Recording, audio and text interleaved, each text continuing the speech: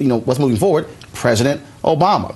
What do you think he is going to do? Because you had someone who was very sure of himself, made it perfectly clear how I'm going to lead, believes in his policies. What adjustments do you think he is going to make in this new era? Two very quick things. I think we heard a little bit about this during his press conference last week. First and foremost, I do believe within the next 12 months, if not sooner, there will be a major White House staff shakeup. I think the press... 12 months? They've already... Within 12 months? How about 2 weeks? Let me define major. And also, they've already had one of the biggest shakeups even before the midterms. Sure. I mean, their national security advisor, their chief of staff. I believe all these people who... But I say major, I'm talking about the Secretary of Treasury, gone. I'm saying the press secretary, gone. I'm saying perhaps the Secretary of Commerce, gone.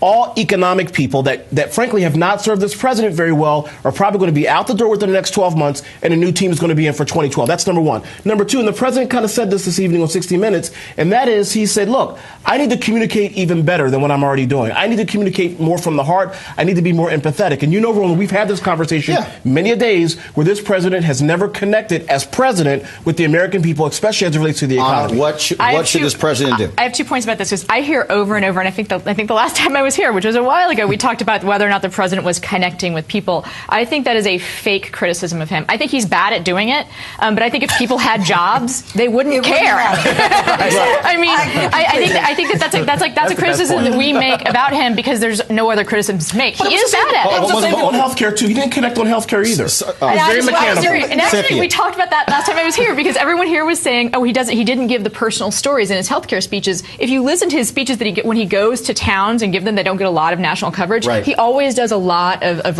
individual stories of people who are there in the crowd. Cynthia, I think he was too much in the weeds on legislation. I think he would admit that. He was too involved in the legislative process.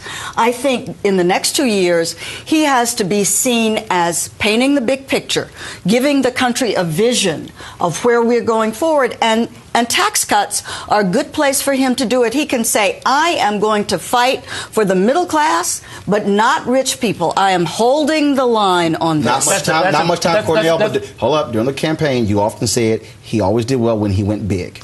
He got big, and that's when he could really bring home.